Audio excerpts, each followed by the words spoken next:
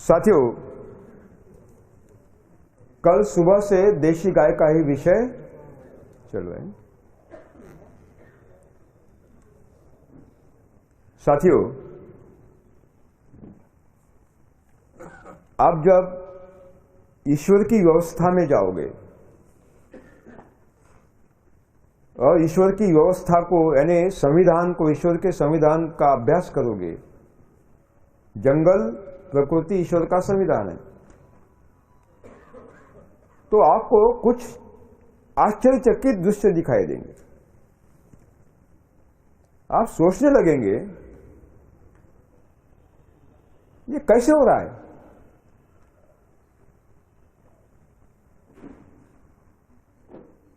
एक तो आपको स्वीकार करना पड़ेगा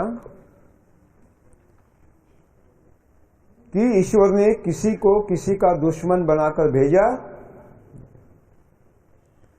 65 लाख सजीवों को अनेक खाद्य श्रृंखलाओं में उसने बांट दिया है, अनेक खाद्य श्रृंखलाओं में। अब ये जंगल का पौधा अनगिनत फलों से लदा हुआ खड़ा है, बेदाग फल है, अकाल में भी अनगिनत फल है, बिना मानवीय सहायता, बिना मानवीय अस्तित्व। और हमारे कृषि वैज्ञानिक कहते हैं कि डालना ही पड़ता है, नहीं तो पौधे बढ़ते ही नहीं। नाइट्रोजन डालना पड़ता है, फॉस्फेट डालना पड़ता है, पोटैश डालना पड़ता है, माइक्रो न्यूट्रिएंट डालना पड़ता है, ये डालना पड़ता है, वो डालना पड़ता है, गोबर का खाद डालना पड़ता है, कंपोस्ट, वर्मी कंपोस्ट सब डालना ही पड़ता है। तो वहां क्यों नहीं आवश्यकता? जंगल में आवश्यकता क्यों नहीं? इसका जवाब कृषि वैज्ञानिकों के पास नहीं है। लेकिन आवश्यकता तो है, शरीर की आवश्यकता है, वृद्धि के लिए आवश्यक है। मिल गए हैं, हमने नहीं दिए। जंगल के किसी भी पेड़ पौधे का कोई भी पत्ता तोड़े, दुनिया के किसी भी प्रयोगशाला में परीक्षण करे, आपको नाइट्रोजन की कमी नहीं मिलेगी, फॉस्फेट की कमी नहीं मिलेगी, पोटैश की कमी नहीं मिलेगी और पोषक तत्वों की कमी नहीं मिलेगी। इसका मतलब है सारे उसको मिल गए, हमने नहीं दिए। किसने दिए? ईश्वर ने दिए। इसका मतलब है ईश्वर की खुद की व्यवस्था है। मन में सवाल पैदा होता है कि कैसे मिल गए। यह सवाल मेरे मन भी था जब आदिवासियों में मेरा प्रोजेक्ट चल रहा था कि वहां की जो पर्यावरणीय व्यवस्था है, कुल मिलाकर सातपुड़ा पहाड़ी की, वहां के आदिवासी की जीवन पद्धति पर क्या परिणाम हो रहा है, यह अभ्यास का विषय था। लगातार हम जंगल में जाते थे, मैं देख रहा था, जो मैं वहां देख रहा था वो अलग था और हमारे कृषि वैज्ञानिक मुझे कॉलेज में जो बता रहे थे, यूनिवर्सिटी में, वो अलग बता रहे थे। उल्टा, ठीक उल्टा बता रहे थे, ठीक उल्टा बता रहे थे। कृषि विज्ञान अज्ञान है, ज्ञान नहीं, विज्ञान नहीं, पूरा अज्ञान। और अज्ञान फैला रहे यूनिवर्सिटी के माध्यम से, तनखे मिलते हैं अज्ञान फैलाने के। जंगल में मैं देख रहा था कि मानवीय हस्तक्षेप के बिना, मानवीय सहायता के बिना सब कुछ मिल रहा है। ये बोल रहे डालना ही पड़ता है, तो बढ़ता ही नहीं। ऐसे कैसे हो सकता है? दो में से कोई तो भी सच होगा। भगवान कभी झूठ बोलेगा? भगवान का संविधान साक्षात प्रत्यक्ष साकार रूप, सगुण साकार रूप भगवान जंगल के माध्यम से खड़ा है, प्रकृति के माध्यम से खड़ा है। वो कुछ झूठ बोलेगा? तो इसको जांचना मैंने शुरुआत कर दी, कैसे कैसे मिल रहे इसको। प्रमाण तो हमारे ग्रंथों ने दिया है, हमारे दर्शन ने दिया है, भारतीय दर्शन ने दिया है। भारतीय दर्शन पंच महाभूत की बात करते हैं, पृथ्वी, आप, तेज, वायु और आकाश। और ये दावा करते हैं कि सारी सजीव सृष्टि के शरीर केवल इन पंच महाभूतों से बनते हैं। कहां से मिलते हैं, कहां से लेते हैं, यह मेरे लिए बहुत बड़ा सवाल था। साथियों, आपके मन में भी वो सवाल है, क्योंकि कल से आप सुन रहे हैं कि कुछ भी डालना नहीं है। ये देशी गाय से 30 एकड़ की खेती होती है, गोबर का खाद नहीं डालना है, कंपोस्ट नहीं डालना है, वर्मी कंपोस्ट नहीं डालना है, ज्यादा जहर होता है, रासायनिक खाद नहीं डालना है, वो दशगव्या पंचगव्या भी उपयोग नहीं करना है, अग्निहोत्र का उपयोग नहीं करना है, वो शहद भी नहीं डालना है, कुछ भी नहीं करना है। एक गाय से 30 एकड़ की थी, कैसे हो सकती है? ये एनपीके कहां से मिलेगा? अरे ये खाद कहां से मिलेगा? सारी बातें आपके दिमाग में। ये सवाल क्यों आ गए? क्योंकि भगवान में आपकी श्रद्धा नहीं है, इसलिए सवाल आ गए। अगर आप आध्यात्मिक होते तो ये सवाल मन में कभी नहीं आते, कभी ना आते। गोबर खाद का उपयोग भी पर्यावरण का कितना विध्वंस करता है, कल आपने सुना। एक तथ्य आपके दिमाग में जरूर आप स्थिर कर दीजिए, जो दावे किए जा रहे हैं कि गोबर का खाद उपयोग में लाइए, रासायनिक खाद उपयोग में लाइए, कंपोस्ट, वर्मी कंपोस्ट लाइए, पंचगव्य अग्निहोत्र लाइए, ये सारे पाखंड है। इससे विध्वंस होता है पर्यावरण का, ईश्वर के सृष्टि का विध्वंस होता है, हरित गृह वायु का उत्सर्जन होता है, ग्रीन हाउस गैसेस का उत्सर्जन होता है, ग्लोबल वार्मिंग बढ़ता है, भूमि की उर्वरा शक्ति खत्म होती है, ह्यूमस निर्मित को रोका जाता है। सवाल पैदा होगा, कहां से मिलेंगे? ये नहीं डालना तो कहां से मिलेंगे? उसी ओर हम जा रहे हैं, उसी ओर जा रहे हैं। अभी मैंने कहा शरीर कितने भूतों से बनता है? पंच महाभूतों से बनता है।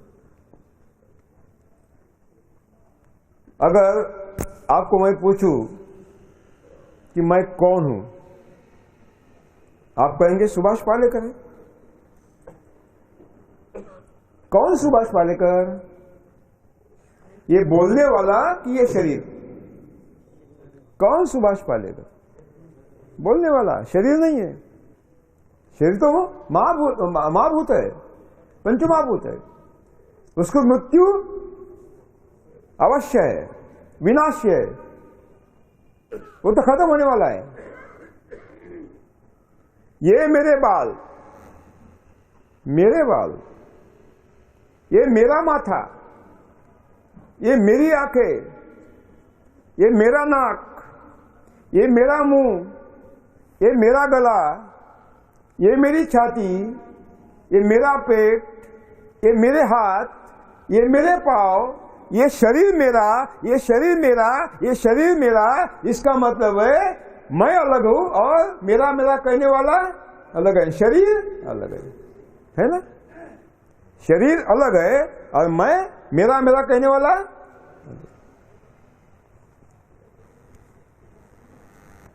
जो अंदर से बोल रहा है ये मेरा शरीर, मेरा शरीर, मेरा शरीर, वो शरीर नहीं है, शरीर अलग है और बोलने वाला अलग है।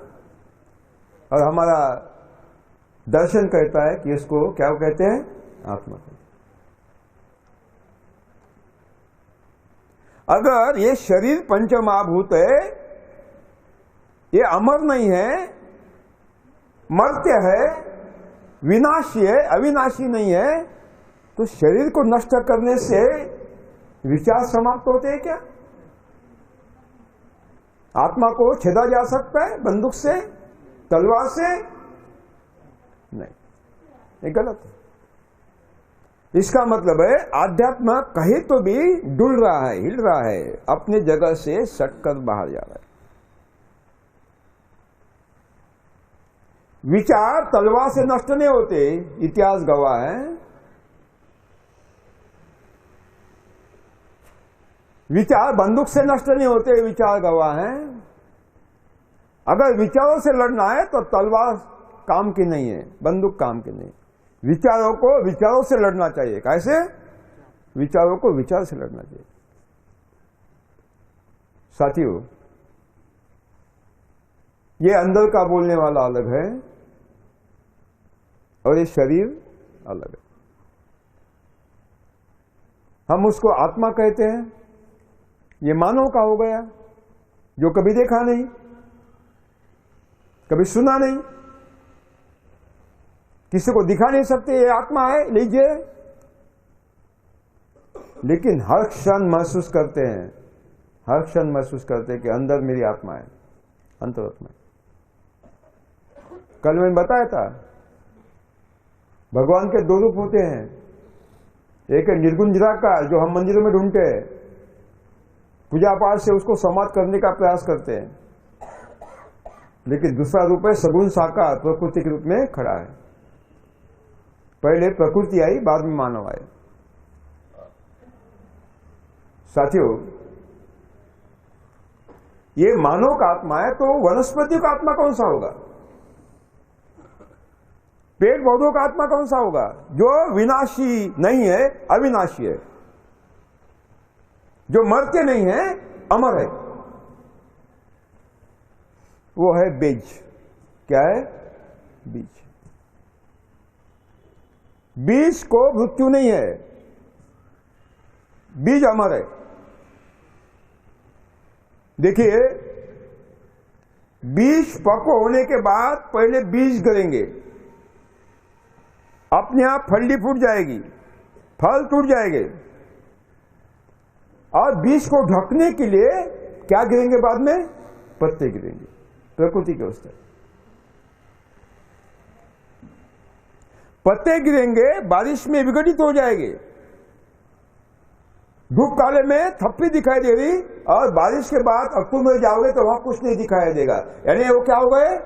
खत्म हो गए। शरीर गिर गया, नष्ट हो गया, डिकम्पोज हो गया, विघटित हो गया, खत्म हो गया। यानी पत्ते गिर गए, विघटित हो गए, नष्ट हो गए, विनाश हो गया उसका। शरीर गिर गया, नष्ट हो गया, विनाश हो गया, लेकिन बीज नहीं मरा। बीज नहीं मरा। बीज जैसी पानी मिलता है, नमी मिलती है, क्या हो गया? दोबारा अंकुरित हुआ, दोबारा अंकुरित हुआ। दो ही सिद्धांत है, क्रम विकास और क्रम संकोच। क्रम विकास और क्रम संकोच।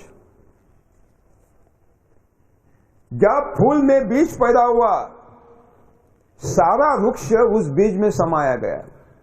क्रम संकोच, क्रम संकोच। जब बीज नीचे गिरा, अंकुरित हुआ, वो बीज अंकुर में घुस गया। काय में घुस गया? अंकुर में घुस गया। अंकुर की वृद्धि हो रही है, पेड़ पौधा बन गया, वो पेड़ में दौड़ रहा है। ये बीज आत्मा रूपी पेड़ में दौड़ रहा है। जब फूल लगे तो काय में गया? फूल में गया, और फूल में से बाहर निकला, फूल में नीचे गिर गया। अगर मृत्यु होती तो बीज को अंकुरित नहीं होना चाहिए। होना चाहिए क्या? नहीं होना चाहिए, लेकिन अंकुरित हो रहा है। इसका मतलब है जन्म है और मृत्यु भी है। वास्तव में दोनों नहीं है, वास्तव में दोनों नहीं है। ये बीज जब जन्म लेता है तो फूल में से बाहर गिरता है, फली में से, वो जन्म है। और जब जड़ों के माध्यम से शरीर में जाता है तो क्या है? मृत्यु है। वास्तव में जन्म भी नहीं और मृत्यु भी नहीं, वो अमर है। बीज कभी मरते नहीं। करोड़ों सालों से बीज अंकुरित होते आ रहे हैं, फूलों में जाते रहे, फूलों से गिरते रहे हैं, और बाद में शरीर में जाते हुए, लेकिन केवल शरीर बदल रहे हैं, शरीर बदल रहे हैं, बीज नहीं बदल रहा। नीम के बीज में से आम का पौधा निकलता है क्या? निकलता है? नहीं। काय का निकलता है? नीम का ही निकलता है। इसका मतलब है सारा पौधा कहां था? विष के अंदर था, विष के अंदर था, बाहर नहीं था। क्रम संकोच, क्रम विकास, क्रम संकोच। अगर ये देशी बीज इतना अमर है, उसकी सुरक्षा नहीं होनी चाहिए? कि लानत है इस देश के कृषि वैज्ञानिकों कि जो अमाप भंडार था देशी बीजों का दुनिया में, भारत कृषि विज्ञान के नाम पर विध्वंस कर दिया है हमारे देशी बीजों का। धान की 3 लाख किस्में थी हमारे पास, अद्भुत किस्में थी, खत्म कर दी इन लोगों ने, कृषि वैज्ञानिकों ने खत्म कर दी। और वो संकर बीज लाया विनाशकारी। अब ला रहे जन्नुक अभियांत्रिकी रूपांतरित बीटी, वो भी ज्यादा विनाशकारी।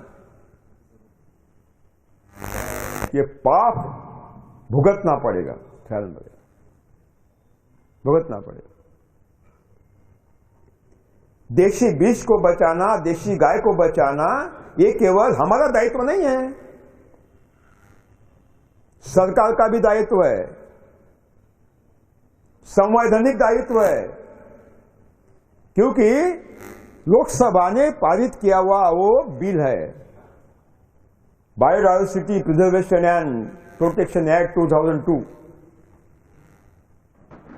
जैव विविधता संवर्धन कायदा 2002 सरकार को कहता है कि each and every government is legally committed to preserve and protect all local varieties of the crops, all local varieties, breeds of the deshi cow, and all local languages, folk languages. सरकार का संवैधानिक दायित्व है, वो कानून बताता है कि देशी बीज की जितनी भी किस्में हैं उसको बचाना है, संवर्धन करना है, उसकी वृद्धि करना है। देशी गाय की जितनी भी स्थानिक किस्में ब्रीड है, नस्ल है, उसको भी सुरक्षित रखना है।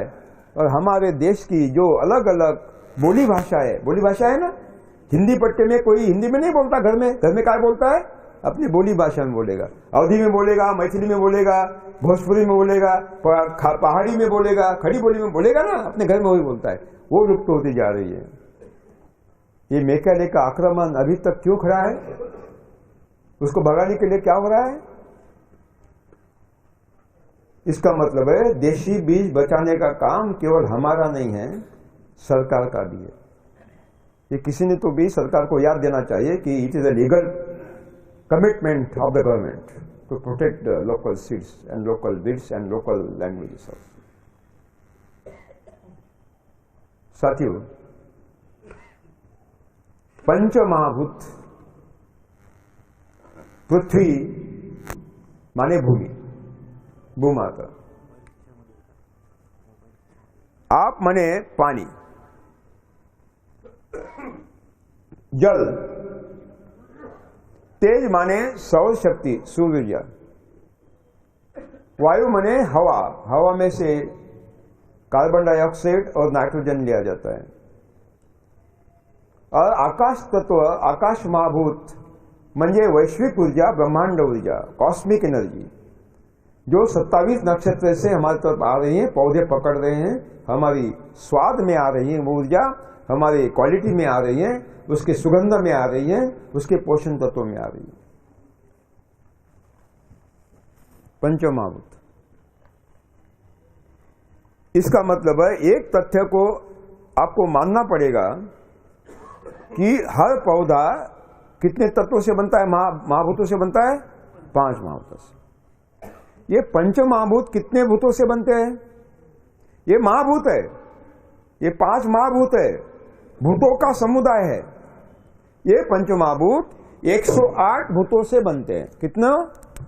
108। भूत माने तत्व, भूत माने कितने तत्व, एलिमेंट्स। इसमें से 108 में से कुछ तत्व अभी तक विज्ञान को प्राप्त नहीं हुए, ढूंढ रहे हैं कौन से तत्व है, बहुत कुछ प्राप्त कर सके। 108 तत्व। 108 क्यों? इसका कारण है, और इसका अभ्यास आपको आश्चर्य होगा, भारत में हुआ था, यूरोप में नहीं हुआ, भारत में हुआ, प्राचीन काल में हुआ। हमारे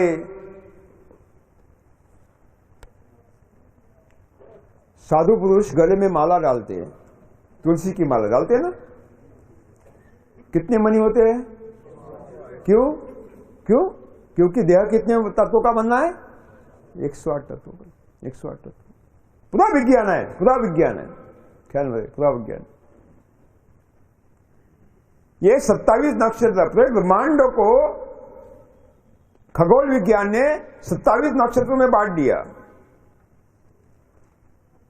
और एक नक्षत्र के 4 चरण, हर नक्षत्र के हर चरण की वर्षा अलग है, बुंदों की गति अलग है, मेघों की रचना अलग है, बिल्कुल अलग है।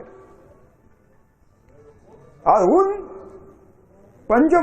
27 नक्षत्रों का जो किरणें आ रही हैं, 27 नक्षत्रों की हमारे फसल के वृद्धि पर बहुत ही बड़ा असर करती है। It is proved scientifically.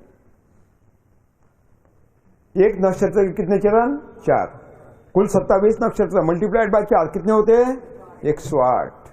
108। भारतीय दर्शन 100% विज्ञान है।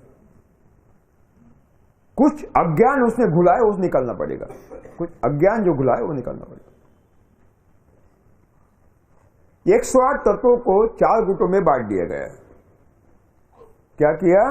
ये जो 108 तत्व है 4 गुटों में बांट दिया। पहला गुट लिखिए, हर सजीव का शरीर, सजीव माने जीवधारी, राइट, चाहे मानव हो, प्राणी हो, पंछी हो, जीवाणु, जंतु हो, हर सजीव का शरीर पृथ्वी माने भूमाता, आप माने जल पानी, तेज माने सौर ऊर्जा, वायु माने हवा, और आकाश महाभूत माने ब्रह्मांड ऊर्जा, कॉस्मिक एनर्जी, वैश्विक ऊर्जा। इन 5 महाभूतों से बना है। हर सजीव का शरीर कितने महाभूत से? इन 5 महाभूतों से बना है, जो मैंने बताया ना, उनसे बना है। ये पंचमहाभूत 108 तत्वों से गठित हुए हैं। उनके कार्य पद्धति के अनुसार इन 108 तत्वों को 4 गुटों में बांटा गया है। पहले गुट में है 3 तत्व, कार्बन, उदजन और प्राणवायु। उदजन उसको हिंदी में बोलते हैं हाइड्रोजन। क्या बोलते हैं? हाइड्रोजन, और इंग्लिश में उदजन बोलते हैं। और प्राणवायु तो आपको मालूम है, क्या बोलते हैं प्राणवायु को हिंदी में? ऑक्सीजन बोलते हैं, बराबर है। कार्बन, उदजन, प्राणवायु। दूसरे गुट में है आपका एनपीके, नापीके, नाइट्रोजन, नत्र वायु, स्फुरद और पालाश। नत्र वायु को नाइट्रोजन कहते हैं हिंदी में, स्फुरद को फॉस्फेट कहते हैं, और पालाश को क्या कहते हैं? पोटैश कहते हैं। तीसरे गुट में है कैल्शियम, चूना, मैग्नीशियम, मग्न और सल्फर, गंधक। यानी 108 में से कितने हमें 3 में बांट दिए गए? 9, है ना। बाकी के 99 चौथे गुट में डाल दिए। उसको आप कहते हैं हिंदी में माइक्रोन्यूट्रिएंट,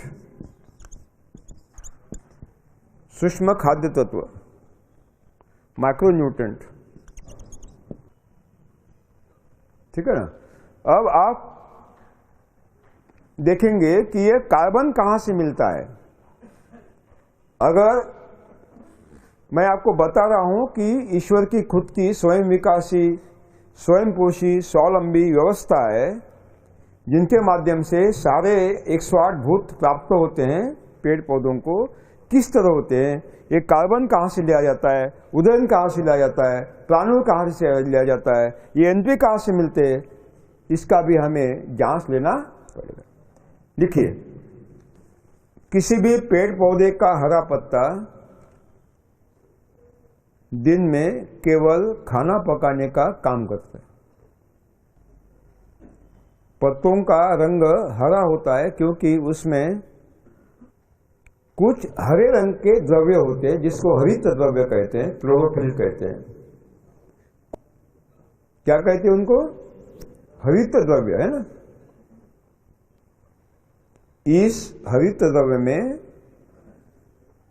सूरज की ऊर्जा संग्रहित करने वाले कुछ सौर ऊर्जा संग्राहक घट होते हैं जिसमें ऊर्जा संग्रहित होती है, इसमें सूरज की ऊर्जा संग्रहित होती है, जिनको अंग्रेजी में एडेनोसाइन ट्राइफॉस्फेट कहते हैं, एटीपी कहते हैं। हरे पत्ते खाना पकाने का जो काम करते हैं उस क्रिया को प्रकाश संश्लेषण क्रिया, प्रकाश संश्लेषण, संश्लेषण माने कुछ तो भी घटना, जमाव, प्रकाश संश्लेषण क्रिया अथवा कर्बग्रहण क्रिया कहते हैं। कर्बग्रहण क्रिया, हाँ, कर्बग्रहण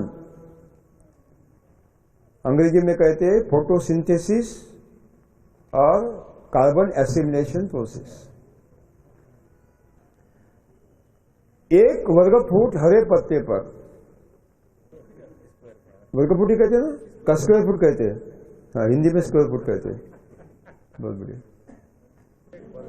हाँ, एक वर्ग फीट पत्ता, अगर पत्तों को हमने एक दूसरे के पास ऐसा रख दिया है ना, तो 1 फीट लंबा 1 फीट चौड़ा एक वर्ग फीट पत्ता एक दिन में 1250 किलो कैलोरी, 1250 किलो कैलोरी सौर ऊर्जा प्राप्त कर रहा है, उसको मिल रही है। 1250, 1250 kilo calorie solar energy they are just receiving. लेकिन ईश्वर ने पत्तों को उसमें से केवल 1% सौर ऊर्जा संग्रहित करने की क्षमता दी है। अर्थात 1 वर्ग फीट पत्ता एक दिन में सूरज के रोशनी में से 12.5 किलो कैलोरी सौर ऊर्जा संग्रहित करता है।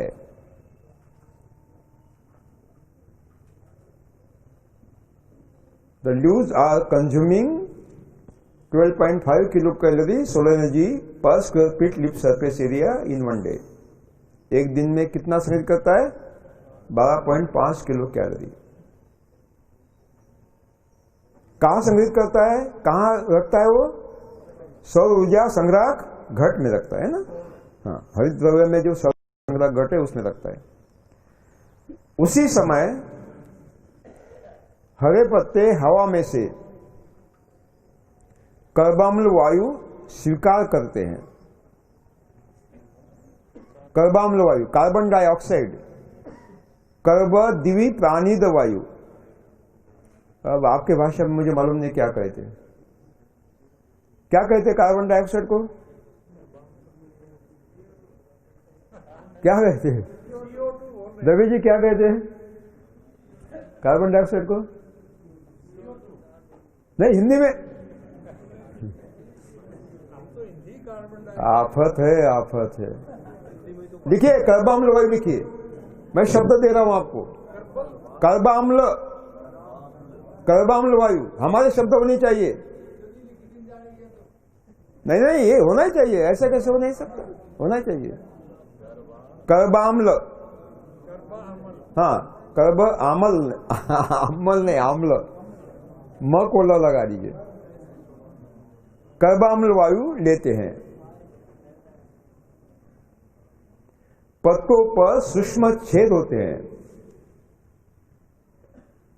पत्तों पर सूक्ष्म छेद होते हैं जिसको पर्णछेद कहते हैं, स्टोमेटा कहते हैं। और उन छेदों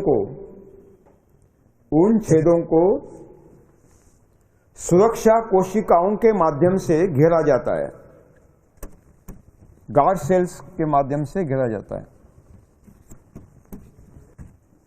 जैसा ये छेद है ना, और छेद के चारों ओर कौन घेरता है उसको? सुरक्षा कोशिकाएं, जिसको अंग्रेजी में कहते हैं गार्ड सेल्स।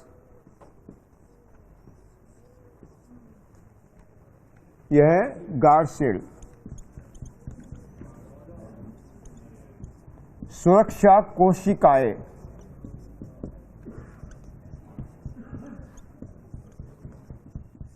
यह है पर्णछेद, स्टोमेटा।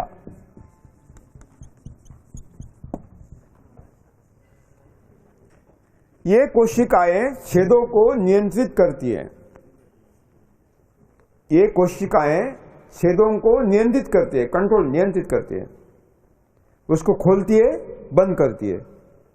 क्या करती है? उसको खोलती है, बंद करती है। खिड़कियों को क्या करती है? खोलती है और बंद करती है। ये नियंत्रण करती है। हवा से लिए हुए कर्बाम्ल वायु को, कर्बाम्ल वायु के रेणु को, मॉलिक्यूल को संग्रहित सौर ऊर्जा विघटित करती है, उसको तोड़ती है। जो हमें ऊर्जा संग्रहित की है ना पत्तों में, वो क्या करती है? कर्बाम्ल वायु के रेणु को क्या करती है? तोड़ती है। कर्बाम्ल वायु को क्या करती है? विच्छेदन करती है। इससे कर्ब अलग होता है, प्राणवायु अलग होता है।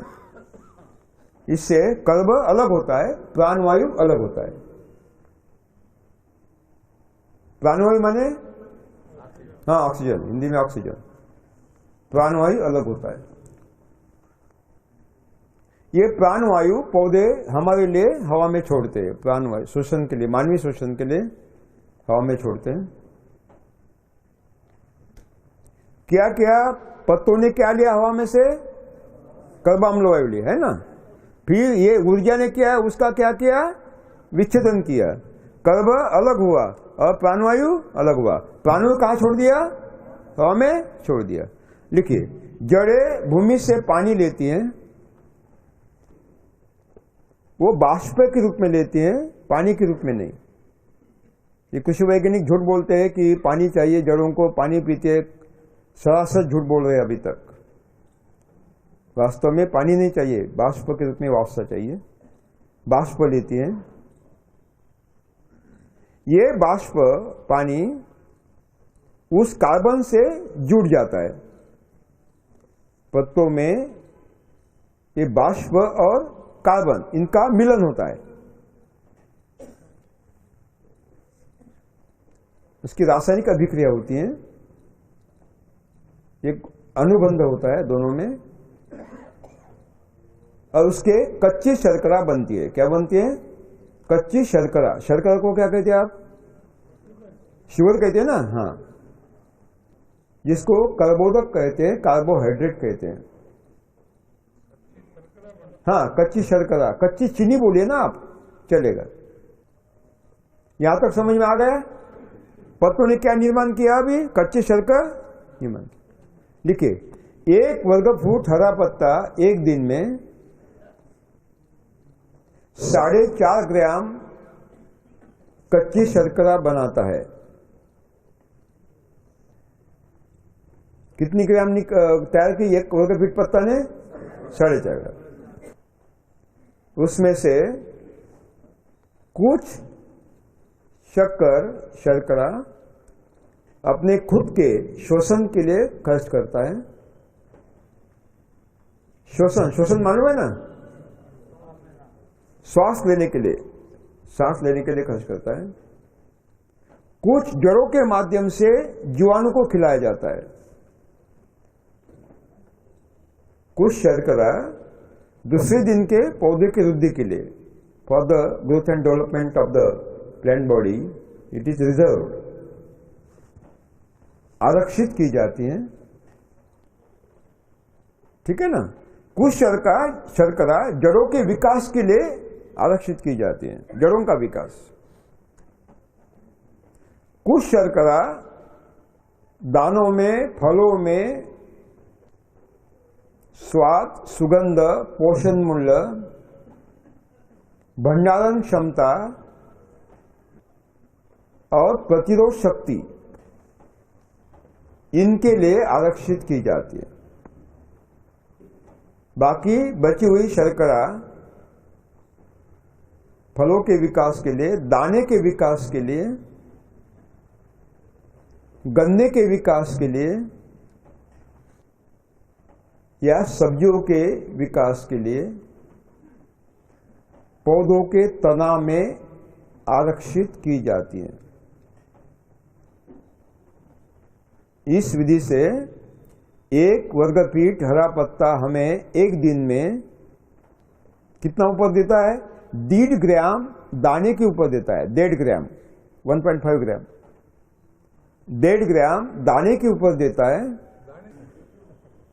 अथवा 2.25 ग्राम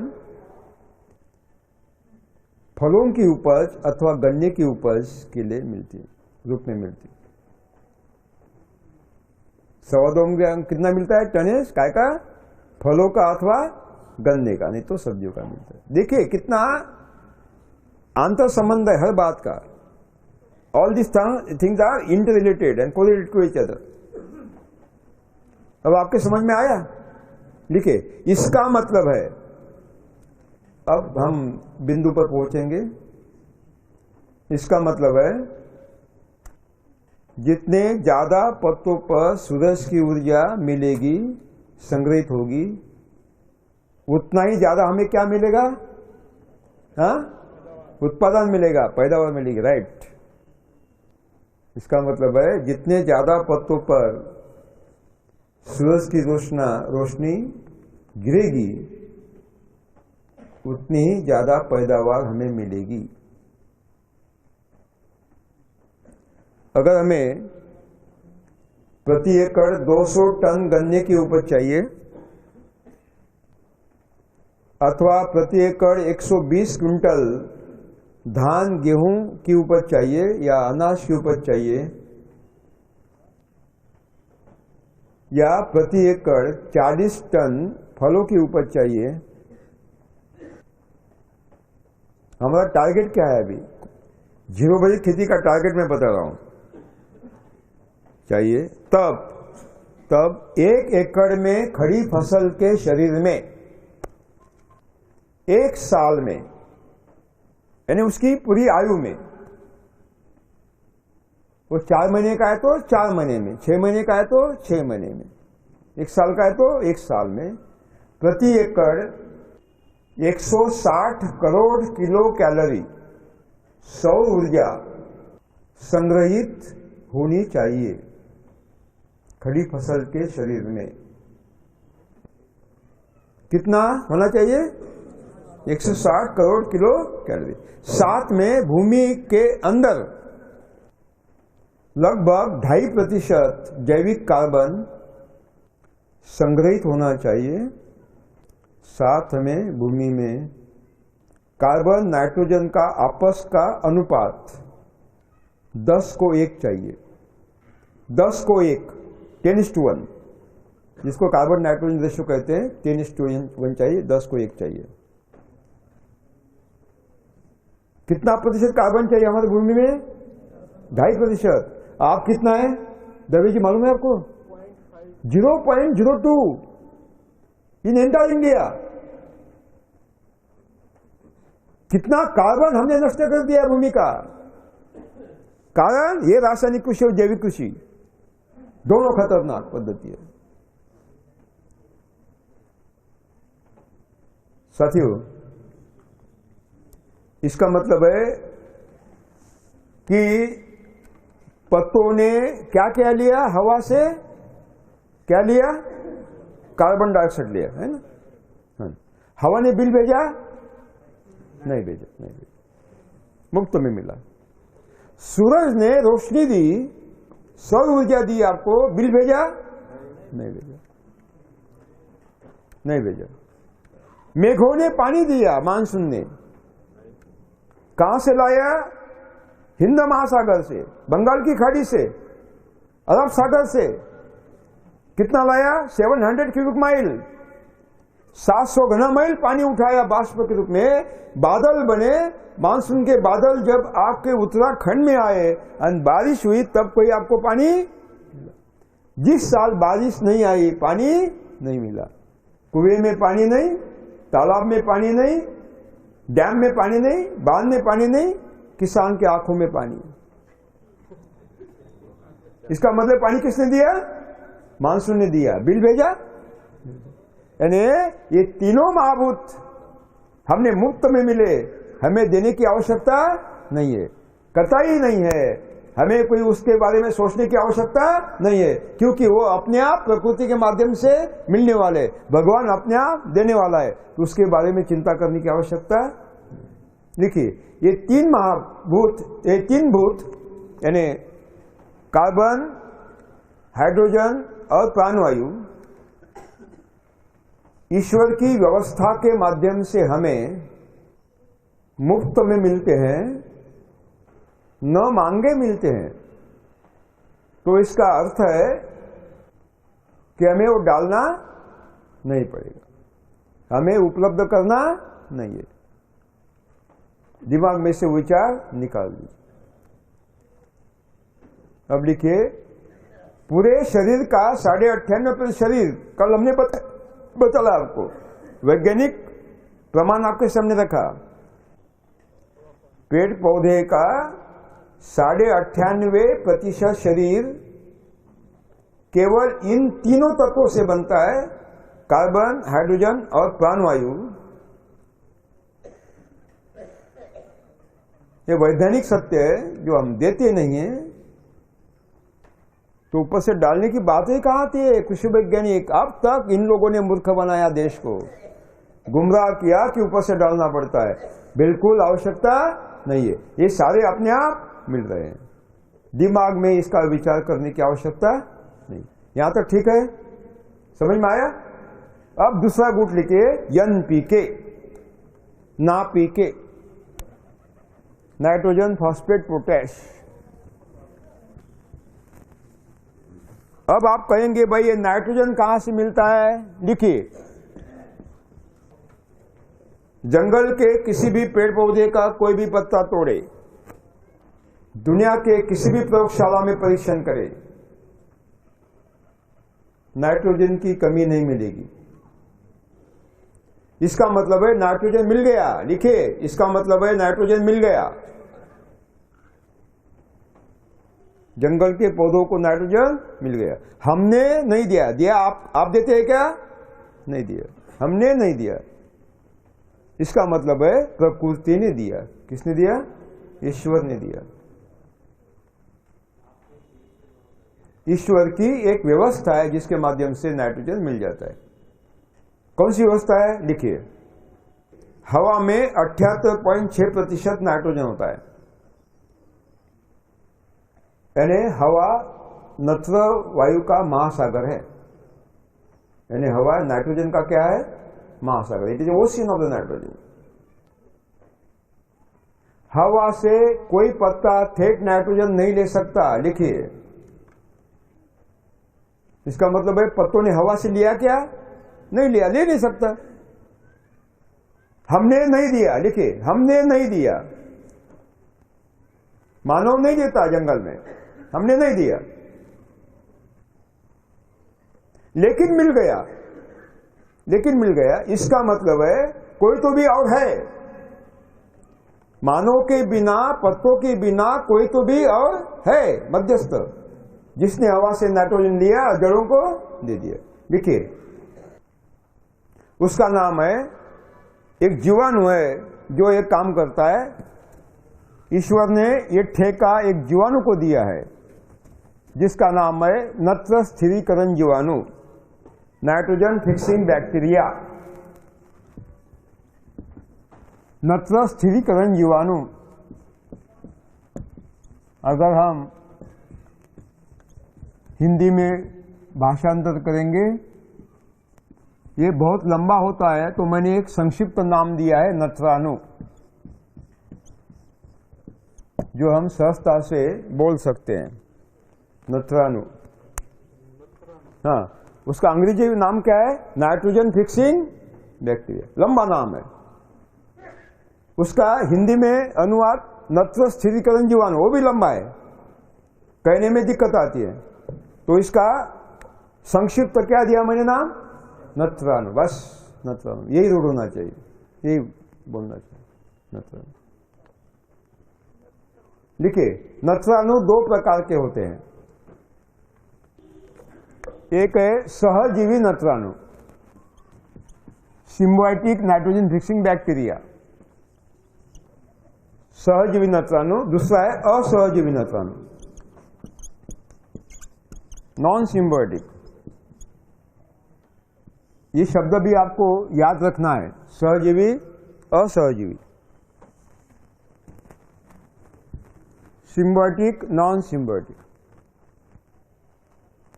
सहजीवी लिखिए, एक कीटाणु है जिसका नाम है राइजोबियम, ये सहजीवी है। दूसरा एक फफूंद है, फंगस है, जिसका नाम है माइकोराइजा। ये दो तरह के होते हैं, इंडो और एक्टोमाइकोराइजा। माइकोराइजा, जिसको मैंने नाम दिया है अन्नपूर्णा फफूंद, अन्नपूर्णा, साक्षात अन्नपूर्णा है। और एक शैवाल है, शैवाल को क्या कहते हैं आप? हाँ, काई, काई, काई। नील हरित शैवाल, नील हरित शैवाल, हाँ नील हरित, ब्लू ग्रीन अलगी, हिंदी में ब्लू ग्रीन अलगी कहते हैं। नील हरित शैवाल, काई, आप काई बोलेंगे, हाँ काई, नील हरित काई। यह सहजीवी नत्राणु हवा से नाइट्रोजन लेते हैं, जड़ों की जितनी मांग है उतना ही लेते हैं, अनावश्यक संग्रह नहीं, अस्थिर परिग्रह। ये नत्राणु, सहजीवी नत्राणु हवा से नाइट्रोजन लेता है, उतना ही लेता है जितनी मांग किसने की? जड़ों ने की, और जड़ों के हाथ में देता है। जड़ मुफ्त में नहीं लेती। देखिए, ये दो पाव का मानो छोड़कर कोई मुफ्त में नहीं खाता, जड़ मुफ्त में नहीं लेती। उसके बदले में जड़े जीवाणु को ऊर्जा प्राप्ति के लिए शर्करा खिलाती है, चीनी खिलाती है। देखो कैसा अद्भुत सहजीवन है ना, सहजीवन है, झगड़ा नहीं है। झगड़ा मानव में है, बाकी कहीं झगड़ा नहीं है। क्या देती है जड़ें? क्या देती है उसको? हवा से नाइट्रोजन देती है, उसके बदले में जड़ें उसको क्या देती है ना। इसलिए इसलिए सहजीवी नत्राणु कहते हैं, इसलिए इसको सहजीवी नत्र स्थिरीकरण कहते हैं। क्या किया? जीवाणु ने हवा से नाइट्रोजन ले लिया। पत्ते क्या करते हैं? पत्ते जड़ों को फोन करते हैं। पत्ते क्या करते हैं? जड़ों को मोबाइल पर कांटेक्ट करते हैं कि भाई ये मैंने कच्ची शर्करा तैयार की है, अब इसके प्रोटीन बनाना है। क्या बनाना है? प्रोटीन बनाना है। इसके लिए नाइट्रोजन की आवश्यकता है, तो ये अमीनो एसिड बनाने के लिए जो नाइट्रोजन चाहिए मुझे आप एक ट्रक भेज दीजिए। फिर वो जड़ किसको संदेश देती है? जीवाणु को, कि भाई कहाँ है, मुझे इतना नाइट्रोजन चाहिए, मुझे दीजिए। तो हवा से नाइट्रोजन लेता है, उसके हाथ में दे देता है, उसके बदले में उसको क्या खिलाता है? शर्करा खिलाता है ना। समझ में आ रहा है? ये जीवाणु जिनको फलियां लगती हैं, जिसके जड़ों पर गांठें होती हैं और जिसके बीच द्विदल होते हैं, दबाने से दो दलों में विभाजित होते हैं, जिसके बीच द्विदल होते हैं यानी दो दलों में विभाजित होते हैं अगर दबाते हैं तो, ऐसे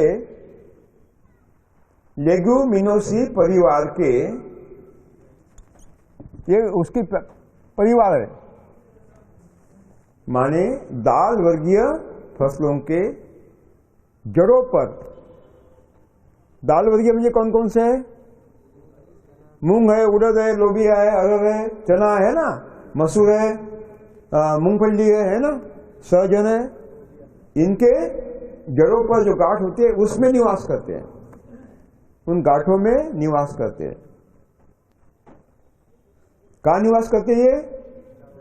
हाँ, इसका मतलब है दलहन है तो ये काम करेंगे, नहीं तो काम नहीं करेंगे, है ना। इसका मतलब है इनको काम में लगाना है तो क्या लगाना पड़ेगा? दलहन लगाना पड़ेगा। हाँ, लिखिए, इसका मतलब है इनको अगर हवा से नाइट्रोजन लेने का कार्य देना है तो दलहन की फसल लेना पड़ेगा। समझ में आया आपको? है ना। इसका मतलब है कि हवा में कितना नाइट्रोजन है? 78.6%, नहीं का 78.6%। हवा महासागर है, लेकिन कोई पौधे का पत्ता हवा से नाइट्रोजन नहीं ले सकते, है ना। मानो हम जंगल में देते नहीं। इसका मतलब है कोई तो भी है जिसने लिया। कौन है? जीवाणु है। जीवाणु कितने प्रकार है? दो, एक सहजीवी और सहजीवी। सहजीवी जीवाणु हवा से नाइट्रोजन लेता है और जड़ों को देता है, उसके बदले में क्या देता है? शक्कर देता है। यहां समझ में आया? अब लिखिए, ये सहजीवी जीवाणु प्रयोगशाला में निर्माण नहीं कर सकते, कारखाने में पैदा नहीं कर सकते। प्रयोगशाला में केवल कोशिका विभाजन होता है, सेल डिवीजन होते हैं, निर्मित नहीं होती। लेबोरेटरी में क्या होता है? प्रयोगशाला में एक कोशिका की दो कोशिका बनती है ना, कोशिका का विभाजन होता है, निर्मित नहीं होती। क्यों नहीं निर्मित होती? इसका कारण है, इसका कारण है, लिखिए मत। ईश्वर ने हमें निर्मित क्षमता नहीं दी। मानो कुछ भी निर्माण नहीं कर सकता। Human being is not a creator. The God has not given the creation power to the human being at all. विज्ञान इतना ऊपर गया, मंगल पर गया, अनेक ग्रहों पर गया, शायद हो सकता है ब्लैक होल से दूसरे ब्रह्मांड में जाएगा, हो सकता है। लेकिन कितना भी विज्ञान आगे विकसित हो, गेहूं का दाना कारखाने में पैदा नहीं कर सकता, ज्वार का दाना कारखाने में पैदा नहीं कर सकता, चावल का दाना कारखाने में पैदा नहीं कर सकता। क्यों? क्योंकि निर्मित क्षमता ईश्वर ने हमें नहीं। जब प्रकृति एक दाना गेहूं का डालते है तो 250 दाने देती है। कितने देती है? 250 दाने। एक अरहर का दाना डालते है तो 5000 दाने देती है। यानी या सृजन है या निर्मित है, ईश्वर की ये एक व्यवस्था है।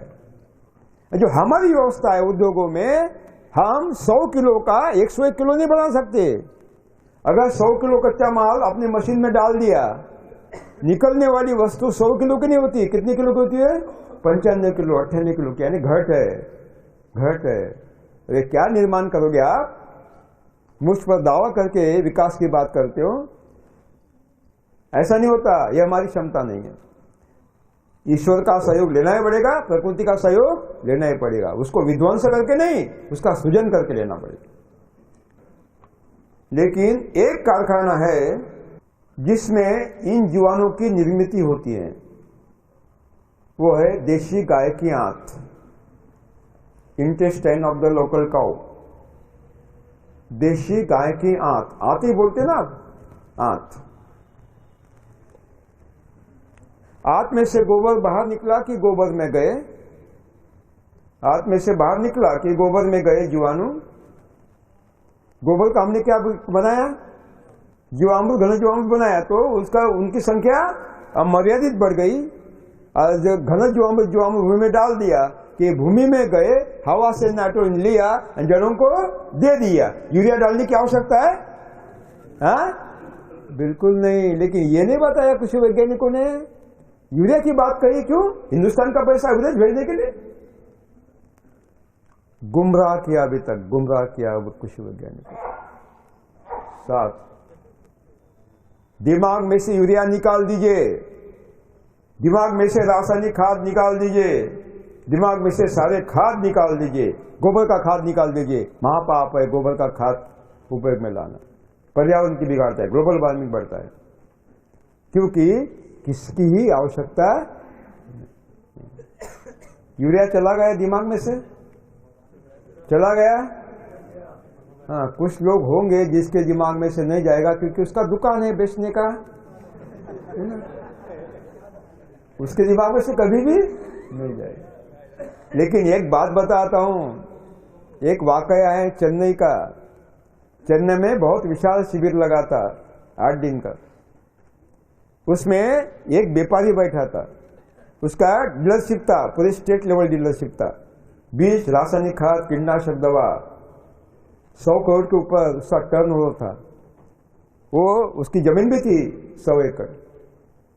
जब वो 7 दिन बैठा, आखिरी दिन स्टेज पर आया, बोले सर हाथ को कान लगाया, कान को हाथ लगाया, आज तक मैंने महापाप किया, मैंने ये सारा जहर बेचा, ये मेरे अकाउंट में गया, मैं लोगों की आत्महत्या के लिए कारण हूं।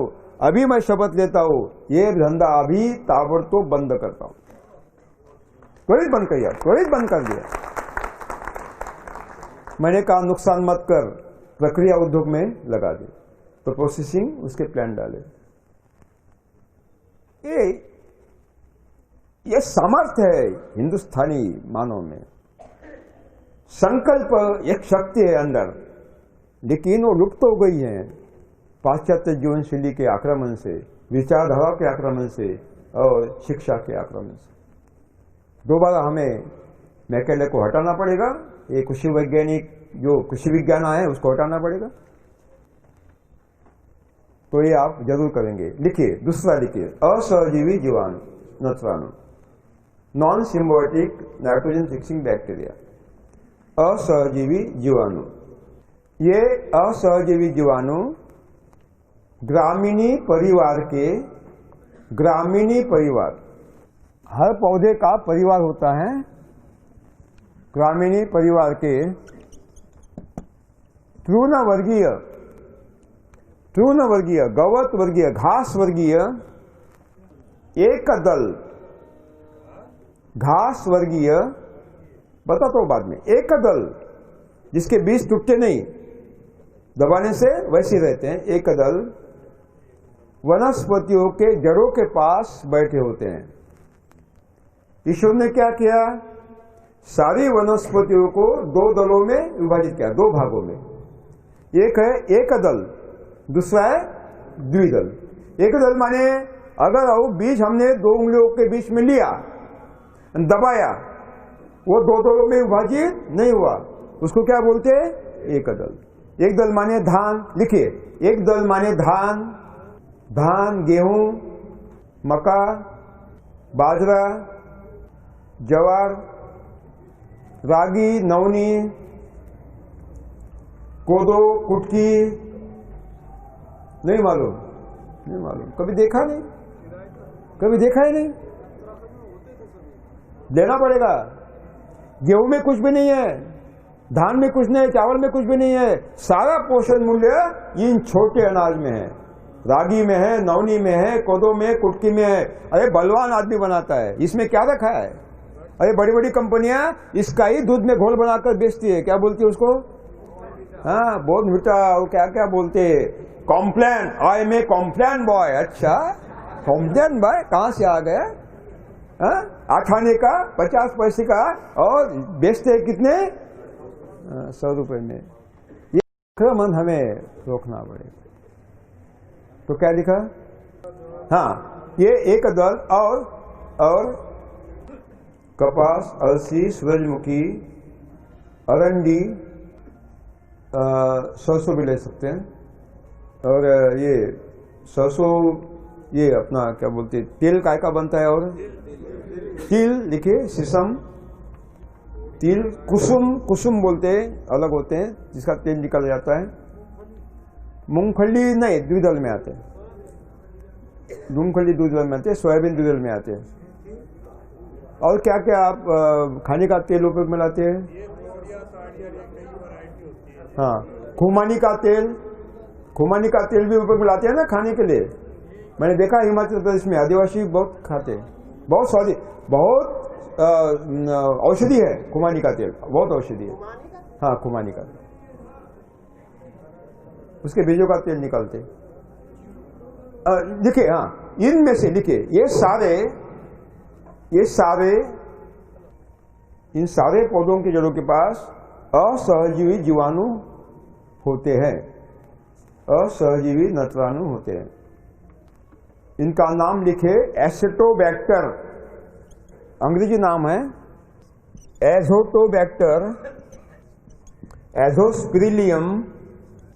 लिखने की मुझे लगता है कोई आवश्यकता नहीं है। बाइजेरिंकिया, फ्रैंकिया, कुछ प्रकार के Pseudomonas, some species of the Pseudomonas species, polymyxa, there are 136 species of the microorganisms which are involved in this process। ये इसका नाम मत लिखिए, अपना दिमाग चला जाएगा, है ना। लिखिए, ये असहजीवी जीवाणु जैसे ही जड़ों के माध्यम से संदेश मिलता है, विविध वेवलेंथ के संदेश होते हैं, तरंग लंबाई के संदेश होते हैं, जो जड़ों के माध्यम से छोड़े जाते हैं। संदेश मिलते ही हवा से नाइट्रोजन लेते हैं और जड़ों के हाथ में नहीं देते। क्यों नहीं देते? क्योंकि उसको मालूम है वो कुछ देने वाला नहीं है, जड़ें कुछ देने वाले नहीं है, तो उसके हाथ में देते, उसके सामने पटक देते हैं और बोलते हैं लेना है तो लेना है तो मर। क्या बोलते हैं? लेना है तो लेना है तो। ये आपके घर में भी कभी कभी होता है कि नहीं होता है? दिवाली के दिन आप बाजार में जाते हैं, घरवाली मीठा मीठा खिलाती है, लगता है कि बाहर से आएंगे तो साड़ी लाएंगे, लेकिन जब खाली हाथ आते हैं, देखते हैं साड़ी नहीं लाया, वो क्या करते हैं? खाना पटक देते हैं, बोलते हैं खाना है तो खा, नहीं तो क्या बोलते हैं? हाँ, इनको अनुभव है, इनको अनुभव है। शायद आपको भी अनुभव हो, क्योंकि पुलिस अफसर थे ना, घर में कुछ चलता नहीं, पुलिस अफसर का बाहर ही चलता है। इसलिए असहजीवी है, इसलिए क्या है? असहजीवी। देखिए, ये जीवाणु भी कारखाने में पैदा नहीं होते, ये जीवाणु भी कारखाने में पैदा नहीं होते, क्योंकि ईश्वर ने हमें निर्मित क्षमता नहीं दी है। ये तो खोखलापन है हमारा, बड़े बड़े दावे करते हैं। केवल एक ही कारखाना है जिसमें निर्मित होती है, वो देशी गाय की आंत। गोबर बाहर निकला कि गोबर में जाते हैं, जीवामृत, घन जीवामृत बनाए कि उसमें अनेक गुना मात्रा में संख्या बढ़ती है, और जीवामृत घन जीवामृत डाला कि भूमि में जाते हवा से नाइट्रोजन लेते हैं, जड़ों को उपलब्ध कराते हैं। देशी गाय के गोबर से जब हम जीवामृत, घन जीवामृत बनाते हैं और भूमि में डालते हैं, तो ये जीवाणु भूमि में जाते हैं और जड़ों की जितना मांगा उतना उनको नत्र हवा से लेकर दे देते हैं। कितना सरल, सुलभ, व्यवस्थित, सुव्यवस्थित व्यवस्था ईश्वर की, कितनी सुंदर है, बहुत ही सुंदर। देखिए, ये दो जीवाणु एक साथ है तो काम करते, नहीं तो काम नहीं करते, अकेले नहीं करते। इसका मतलब है अगर इनको दोनों में काम में लगाना है तो एक कहाँ है? द्विदला के जड़ों के पास, दूसरा कहाँ है? एक दला के पास। इसका मतलब है इनको काम में लगाना है तो क्या करना पड़ेगा? एक दला में द्विदल, द्विदला में एक दल, एक दला में द्विदल, द्विदला में एक दल, रोटी के साथ दाल, दाल के साथ रोटी, ये करना ही पड़ेगा। देखिए, अगर इन दोनों को काम में लगाना है तो हमें एक दल मुख्य फसल में द्विदल सह फसल लेनी होगी, और द्विदल मुख्य फसल में कौन सी लेनी होगी? एक दल सह फसल लेनी होगी। हाँ, हमें आप बताइए, यूरिया नहीं डालना है तो दो काम करना होगा। कौन कौन से? एक तो एक दल में द्विदल लेना पड़ेगा, द्विदल में एक दल लेना पड़ेगा, और दूसरा काम क्या करना पड़ेगा? जीवामृत, घन जीवामृत डालना पड़ेगा। बस हो गया, यूरिया बंद, यूरिया बंद, यूरिया बंद। हिंदुस्तान से भी यूरिया भगा सकते अगर इस विधि से खेती होती है। दिमाग में से यूरिया गया?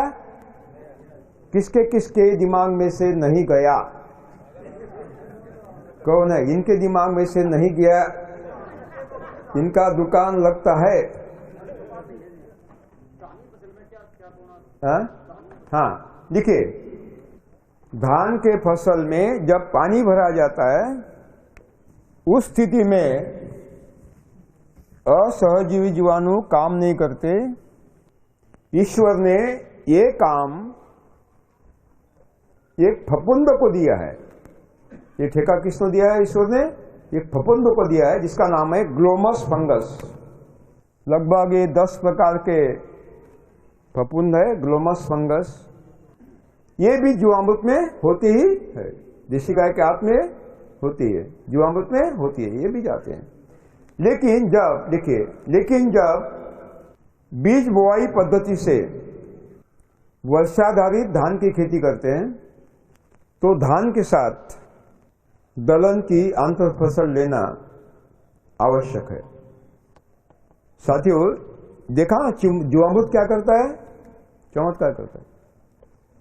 लेकिन अब कुछ लोगों को लगता है कि भाई किसान जीवामृत खेती नहीं करना चाहिए, जीवामृत का परिणाम नहीं मिलना चाहिए, ऐसे कुछ लोग हैं। तो उन्होंने किसानों को गुमराह करने का एक व्यवस्था की है, एक अभियान चलाया है। दिल्ली में एक पत्रकार है, कभी खेती देखी नहीं, मूंगफली के दाने भूमि में लगते हैं, ऊपर लगते मालूम नहीं, लेकिन कृषि वैज्ञानिक बताते हैं खुद को, कृषि वैज्ञानिक बताते हैं। और एक स्टेटमेंट में उन्होंने बता दिया इलेक्ट्रॉनिक मीडिया में कि जीवामृत में तेल डालिए, जीवामृत में क्या डालिए? तेल डालिए। कितना खतरनाक षड्यंत्र है ये, इस आंदोलन को दबाने का। मुझे बताइए, जीवामृत के ऊपर तेल डालने से तेल क्या करेगा? ऊपर फैलेगा, तो अंदर हवा जाएगी क्या? नहीं जाएगी। तो जीवाणु जिंदा रहेंगे कि मरेंगे? मरेंगे। जीवामृत का असर होगा क्या? नशे नहीं होगा? नहीं होगा। तो फसल का उत्पादन घटेगा या बढ़ेगा? घटेगा। तो लोग जीवामृत खेती नहीं करेंगे। ये एक षड्यंत्र चल रहा है। कोई तो भी शर्मा है जो कृषि वैज्ञानिक कहते हैं, ये नहीं करना चाहिए, गलत है, गलत है। एक विदर्भ का दूसरा एक शर्मा है जो भी ये पाप कर रहा है, वो जीवामृत का झगड़न है, उसको बदल दिया है। 40 किलो 30 किलो गोबर ले वगैरह वगैरह वगैरह, रेशो बदल दिया। तो कर ही नहीं सकते, 30 किलो डालने तो आप डाल ही नहीं सकते। ये कुछ लोग हैं जो किसान अच्छे दिन आए इसलिए काम नहीं करते। किसान के अगर अच्छे दिन लाना है तो दवे जी केवल यही तरीका है, नहीं तो अच्छे दिन नहीं आएंगे। ठीक है, अब लिखिए फॉस्फेट। फॉस्फेट, जड़ों को फॉस्फेट सूरज की ऊर्जा संग्रहित करने वाले घट निर्मित के लिए आवश्यक होती है। फॉस्फेट के 3 रूप होते हैं। कितने रूप होते हैं? 3 रूप होते हैं। एक है एक कणा, एक कण के रूप में, सिंगल पार्टिकल, जिसको शास्त्रीय भाषा में कहते हैं monovalent ortho calcium phosphate, monovalent ortho calcium phosphate. दूसरा होता है द्विकणा, दो कणों का जोड़। लिखिए दूसरा कौन सा होता है? द्विकणा, दो कणों का जोड़, डाइवैलेंट। और तीसरा होता है त्रिकणा, हाँ, तीन कणों का समूह। हाँ बिल्कुल कह सकते हैं, अगर आप यूरोप में जन्मे हैं तो बिल्कुल कर सकते। एक कण फॉस्फेट, द्विकण फॉस्फेट, त्रिकण फॉस्फेट। अभी तक दिमाग में से ब्रिटिश नहीं गए हैं। जड़ों को केवल एक कणा के रूप में फॉस्फेट चाहिए, वो द्विकणा के रूप में नहीं ले सकता, त्रिकणा के रूप में नहीं ले सकता। कौन सा चाहिए जड़ों को? एक कणा चाहिए। भूमि में एक कणा, और जड़ों को द्विकणा नहीं ले सकते, त्रिकणा नहीं ले सकते। भूमि में एक कणा फॉस्फेट नहीं होता, द्विकणा होता है, त्रिकणा होता है। मतलब देखिए जड़ों को कौन सा कण चाहिए? एक कण। और जड़ द्विकण नहीं ले सकती है और त्रिकण नहीं ले सकती। लेकिन भूमि में कौन सा होता है? द्विकणा होता है, त्रिकणा, एक कणा नहीं होता है। इसीलिए जो मिट्टी का प्रश्न करते हैं ना, उसमें क्या बताते हैं? आपके भूमि में पोटाश बहुत है लेकिन उपलब्ध नहीं है, ऊपर से डालिए। इसका मतलब है वो द्विकणा के रूप में है, एक कणा के रूप में। ये मिट्टी का परीक्षण भी एक खतरनाक षड्यंत्र है, ख्याल में रहे। मिट्टी का परीक्षण भी ये खतरनाक षड्यंत्र है। बाद में बताऊंगा कैसा षड्यंत्र है। अरे पक्का षड्यंत्र है हरित क्रांति, पक्का षड्यंत्र है। वो बाद में बताएगा, विषय बाद में आएगा। अभी लिखे एक कणा माने रोटी, तुलना कर रहा हूं आपको समझ में आने के लिए। द्विकणा माने दाने, गेहूं के दाने। एक कणा माने क्या है? रोटी। द्विकणा माने गेहूं के, त्रिकणा माने गेहूं के दाने। मुझे किसी ने तो भी कल बताया, शायद गोपाल उपाध्याय जी ने बताया होगा कि इस राज्य के लोग रोटी खाते नहीं, केवल गेहूं के दाने खाते हैं। क्या ये सही है? उत्तराखंड के लोग गेहूं की रोटी नहीं खाते, दाने खाते हैं। क्या ये सही है? सही है कि झूठ है? क्यों झूठ बोला आपने? इसका मतलब है दाने नहीं खाते, क्या खाते? रोटी। ये पक्का है।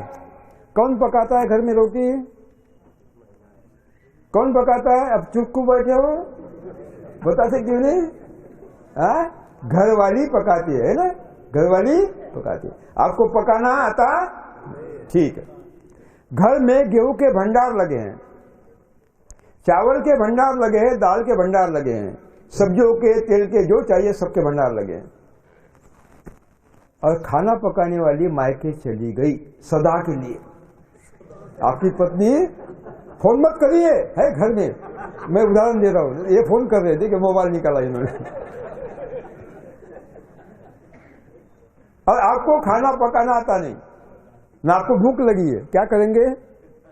होटल अशोका, होटल अशोका माने रासायनिक खाद है। रासायनिक खाद क्या है? होटल अशोका। इसका मतलब है हमारे घर में गृहिणी की भूमिका है। जब तक हमारे घर में हमारी पत्नी, हमारी माता, हमारी बहन, हमारी नानी घर में जब तक पकाती है थाली में, वही के वही हमें उपलब्ध होता है। दाने हम नहीं खा सकते। रोटी पानी का काम कौन करती है? माता करती है। तो हमें होटल में जाना नहीं पड़ता।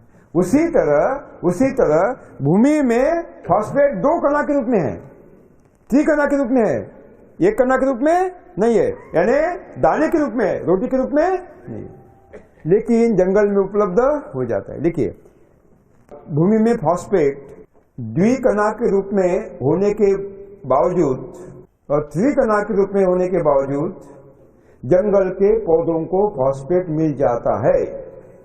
इसका मतलब है जंगल के भूमि में कोई तो भी है जिसने द्विकणा को तोड़ा, त्रिकणा को तोड़ा और फॉस्फेट का एक एक कण जड़ों तक पहुंचा दिया। वह एक जीवाणु प्रकार है जिसका नाम है स्पुरदानु, फॉस्फेट अणु। फॉस्फेट सोलोबलाइजिंग बैक्टीरिया, फॉस्फेट घुलने वाला जीवाणु बैक्टीरिया, हम उसको क्या कहेंगे? स्पुरदानु। ये आप पक्का ध्यान में रखें ये शब्द, स्पुरदानु। हिंदी में फॉस्फेट नहीं कहेंगे, क्या कहेंगे? स्पुरदानु। नहीं तो फॉस्फेट बैक्टीरिया भी कह सकते हैं, अगर आप विदेशी है तो चलेगा। स्पुरदानु, स्पुरदानु। संस्कृत अगाध भंडार है शब्दों का, अगाध भंडार। देखिए, ये जीवाणु देशी गाय के आंत में निर्माण होता है, अर्थात देशी गाय के गोबर में होता ही है। मतलब जीवामृत, घन जीवामृत डालने के बाद कहाँ जाता है? भूमि में जाता है। मतलब जीवामृत, घन जीवामृत डालने के बाद वे भूमि में जाते हैं, द्विकणा को तोड़ते हैं, त्रिकणा को तोड़ते हैं, एक एक कण जड़ों तक पहुंचा देते हैं। बस, बहुत ही सुंदर व्यवस्था है। हम देखेंगे कैसी व्यवस्था है, तो अगर आपके पास समय है तो। समय है? हाँ, ये तो अच्छा लगा कि आपके पास समय है।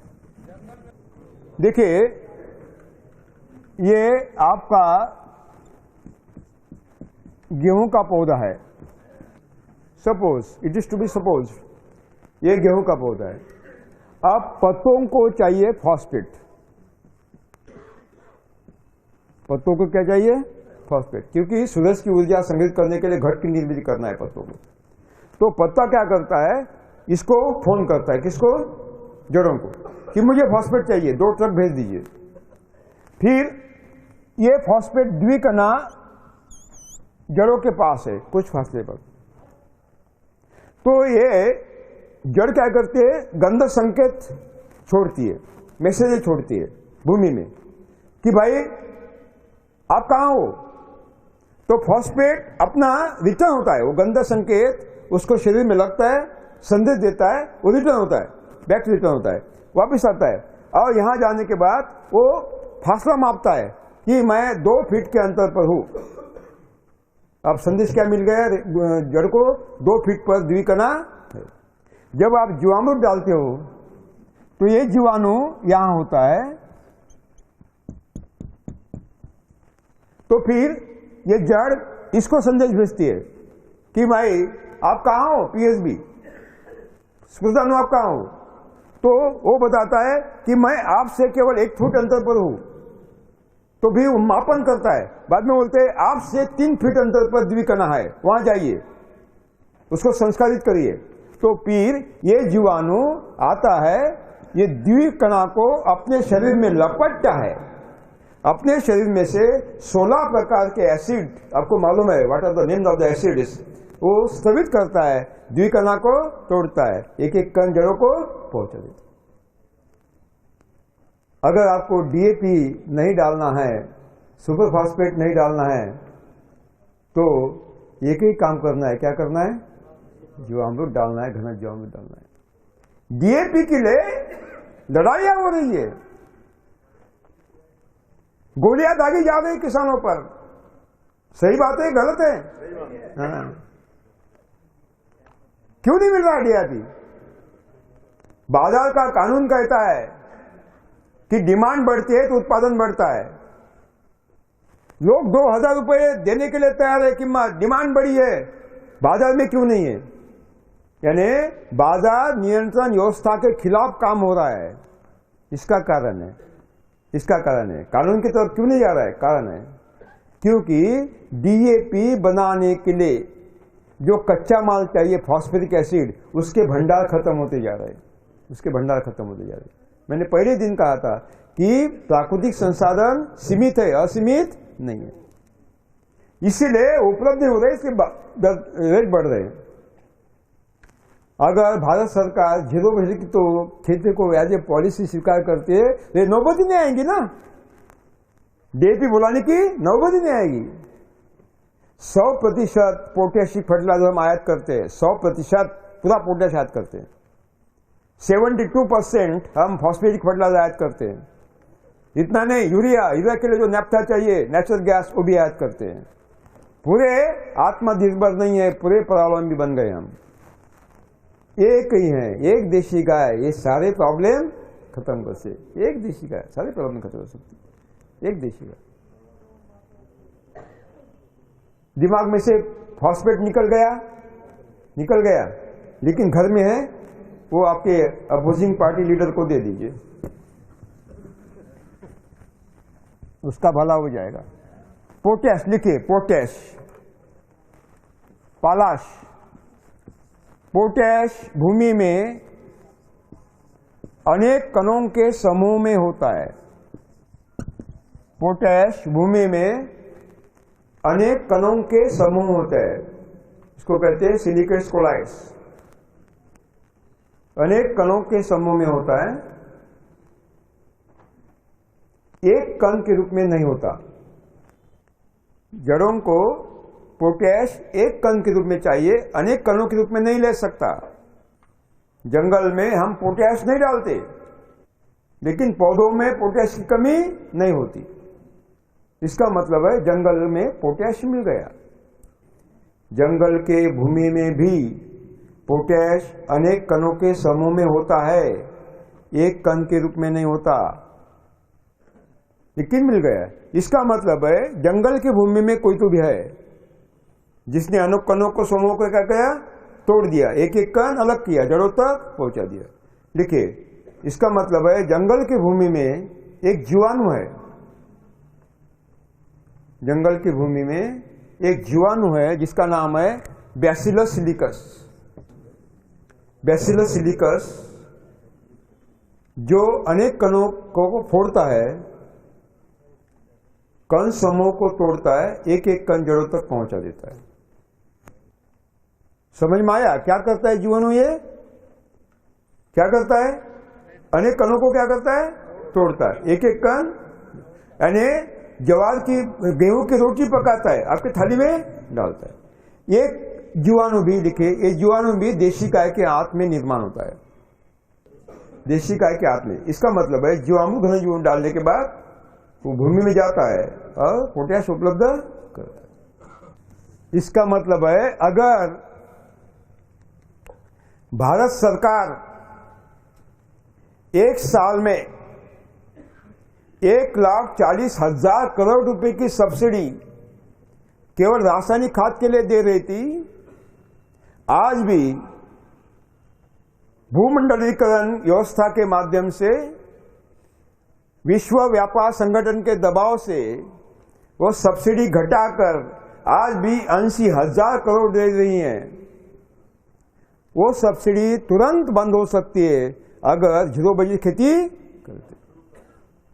लाखों करोड़ रुपए का खाद हम आयात कर रहे हैं, वो तुरंत बंद कर सकते हैं अगर ये विधि से खेती होती है। हमारा विदेशी चलन बर्बाद हो रहा है, इसके लिए हमारे पास दवा नहीं है, शिक्षा नहीं है, शिक्षक नहीं है, गांव में पाखाने नहीं है, हमारी माताएं बाहर बैठती है, इज्जत नीलामी होती है। कहां की बात हो रही है? ये बचत करके ग्रामीण विकास में हम लगा सकते हैं। कहीं से भी भीख मांगने की आवश्यकता नहीं, न तो विश्व बैंक से मांगने की आवश्यकता है, न आपके इंटरनेशनल मॉनेटरी फंड से मांगने की आवश्यकता है, न एशियन विकास बैंक से मांगने की आवश्यकता है। साथियों, ये हो सकता है अगर आप संकल्प करेंगे। एक देशी गाय कितना चमत्कार करते है ना, एक देशी गाय। देखिए वहां चित्र होता है देशी गाय का, होता है ना, होता है, उस पर लिखा होता है 33 करोड़ देवताओं का निवास होता है, लिखता है ना। साथियों, ये 33 करोड़ देव नहीं है, देवता नहीं है, 33 करोड़ उपयुक्त जीवाणु की प्रजाति है। देखिए कितना विज्ञान था, कितना विज्ञान था। लुप्त हो गया है, लुप्त हो रहा है, लुप्त हो रहा है। आज भी कुछ वैद्य हैं देहातों में, नाड़ी देखते हैं आपको फटाफट बता देते हैं कि आपको क्या होता है। और ये हमारे मेडिकल साइंटिस्ट, ऊंचे पदों पर होने वाले डॉक्टर क्या क्या पढ़े हैं, MD MS, नाड़ी देखते, नाटक करते, आपको पूछते आपको क्या होता है। सबसे ज्यादा अज्ञानी, सबसे ज्यादा अज्ञानी। हमारे पास क्या नहीं है, सब कुछ है। विश्व गुरु बनने की क्षमता भारत में है। केवल हमें सोच बदलना पड़ेगा, संकल्प लेना पड़ेगा, तब कहीं जरूर हो सकेगा। साथियों देखिए, देशी गाय ट्रैक्टर का कारखाना है। ट्रैक्टर माने बैल, ट्रैक्टर माने बैल। देशी गाय यूरिया का कारखाना है, गोबर। देशी गाय फॉस्फेट डीएपी का कारखाना है, म्यूरेट ऑफ पोटैश का कारखाना है, दूध का कारखाना है, दही का कारखाना है, घी का कारखाना है, गोमूत्र यानी दवा का कारखाना है, सौंदर्य प्रसाधन का कारखाना है। सारे कारखाने एक ही जगह है। सारे कारखाने कहाँ है? देशी गाय के पास है। और कहाँ ढूंढ रहे? Europe America. कहाँ ढूंढ रहे? China. Not make in India, we want made in India. Made in India. हर बात होगी मेड इन इंडिया। पूरी दुनिया कौन सी देखेंगी? Made in India, made in India. तब कहीं महासत्ता होगा। महासत्ता नहीं होना है, हमें विश्व गुरु बनना है। तो साथियों, एक देशी गाय क्या चमत्कार करती है। केवल एक ही चाहिए। अगर 0 बज खेती में आपके पास एक देशी गाय है तो कितने एकड़ की खेती होती है? 30 एकड़ की खेती, 30 एकड़ की खेती। अगर इस विधि से पूरे देश में खेती होती है तो केवल हमें 3.5 करोड़ गाय चाहिए। हमारे पास 8 करोड़ गाय है, यानी आवश्यकता से दुगुनी है, दुगुनी। बुंदेलखंड में बहुत गाय है, समस्या है वहां की, है ना गोपाल जी? अन्ना प्रथा है। अन्ना प्रथा बंद करने का काम 0 बज खेती करती है, एक ही करती है। यही उपाय। हमारे श्याम बिहारी गुप्ता आपको गाय देने के लिए तैयार है, मुफ्त में देंगे। हमें पैसा नहीं चाहिए, हमें किसी से कुछ नहीं चाहिए। हमारा निजी स्वार्थ है ही नहीं, इसमें है ही नहीं। ये जो अभियान चला है, जन आंदोलन चला है, मेरे स्वार्थ के लिए नहीं चला है। महीने में 25 दिन मेरे शिविर लगते हैं, एक पैसा भी मानधन नहीं लेता हूं, एक पैसा भी मानधन नहीं लेता हूं। I do not take any honorarium. न तो सरकार से पैसा लेता हूं, न कंपनी से, न एजेंसी से। हम एक किसी से कुछ नहीं लेते, हमें कुछ नहीं चाहिए। मेरे महाराष्ट्र में मैं टिकट खुद खरीदता हूं। महाराष्ट्र में टिकट खुद खरीदता हूं, टिकट भी नहीं लेता। मेरे 2 बेटे हैं। बड़ा बेटा अमोल टैक्सोनॉमी का प्रोफेसर था, उसने इस्तीफा दे दिया, रेसिग्नेशन दे दिया, छोड़ दी नौकरी। छोटा बेटा इंजीनियर था, छोड़ दी नौकरी। दोनों इसमें लगे। उनको नहीं लगा कि उनका क्या होगा। पूरा परिवार इसमें लगा है। साथों, हम आपसे हमें कुछ नहीं चाहिए, सरकार से हम निःशुल्क सेवा देने के लिए तैयार है। कुछ नहीं चाहिए, केवल एक ही चाहिए, ये धरती माँ बचनी चाहिए, गौ माता बचनी चाहिए, देशी बीज बचने चाहिए, भारत के जब पूरी दुनिया के लोग बचने चाहिए, अगली पीढ़ियों के लिए बचकर।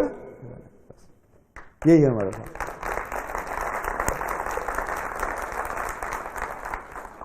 तो दिमाग में से खाद निकाल दिए। घर में जो खाते हो क्या करोगे?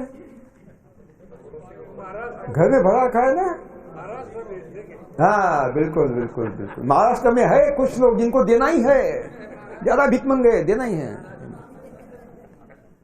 ठीक है, तो यहां एक बिंदु पर पहुंच गए हम।